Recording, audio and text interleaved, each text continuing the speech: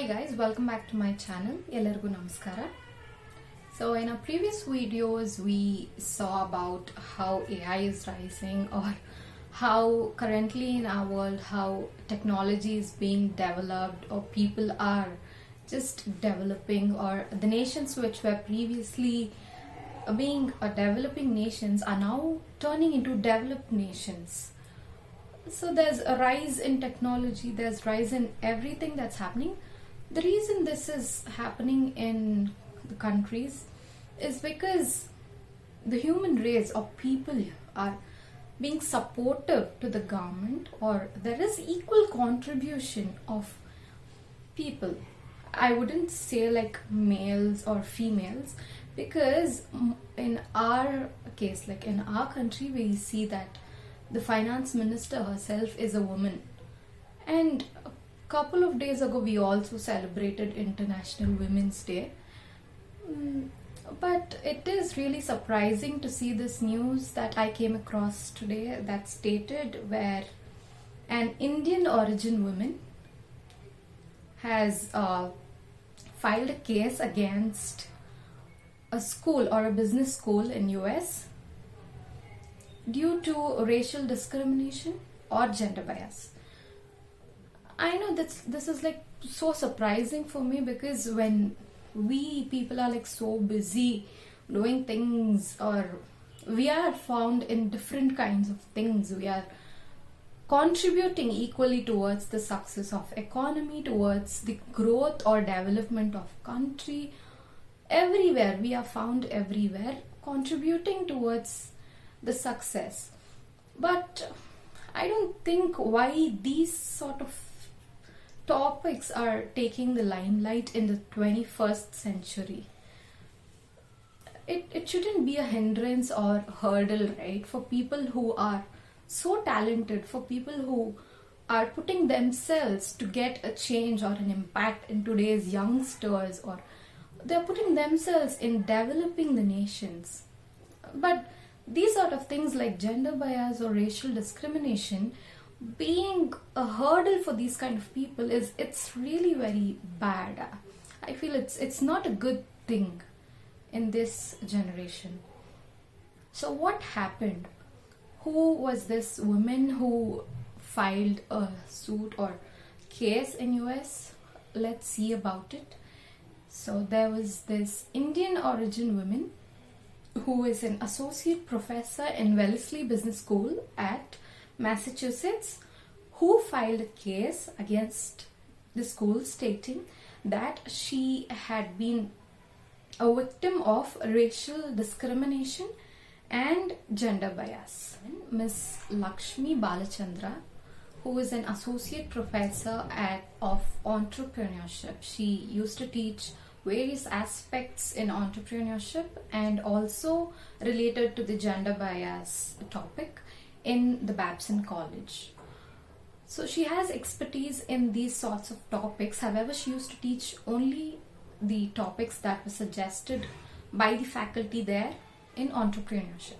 She claimed that she was mistreated in the college, and due to which that has affected her mental health, her career, her opportunities, because she has already faced racial discrimination or gender biased decisions in the college. And when she brought this thing into consideration of the administration department there was no much response, or the people or the administrators there didn't respond well, or didn't take into concern like what she is going through, and they just ignored it, due to which the case has gone into higher level, where Lakshmi herself has gone ahead and filed a case against the college. And usually what happens is, for professors or teachers who have been working in a college, they get a tenure from the college in case they've been working for more than 5 years. So the average is 5.5 anyways, so they're working for more than 5 years, and a tenure is nothing but a period after a period of time, a professor or a teacher who's been working in a college would be given or provided, it's like a perk benefit of job. They would provide it to the professor, stating that this professor has been excellent in the job that they have been doing, and they are up to the mark and they are excelling, being perfect in the job that they are doing for such long period of time without any pressure from their higher authorities. That's when a tenure is provided to a professor or a teacher from the college. So she was working in this Babson College since 2012, and she received her tenure in the year of 2019. So the gap between these years is totally 7 years. So it took totally 7 total years for her to get this tenure. There itself, I think we can see that there is some sort of slight discrimination, because she had to get it by 6 years maximum, but it went up to 7 years. And this woman is not just a normal teacher in a basic school. She is well known for her teachings.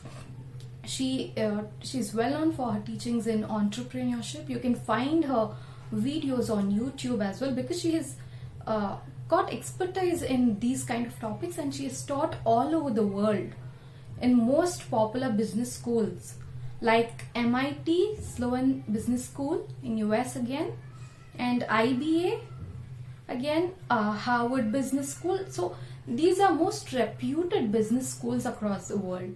If it was a woman who is working in a small school or who has no much expertise in these kind of aspects, I think she would have just ignored it or tried moving to other school where she would have gained that respect. But since this woman was well known for her teachings, and she has had good reputation in all colleges or institutions that she was teaching in.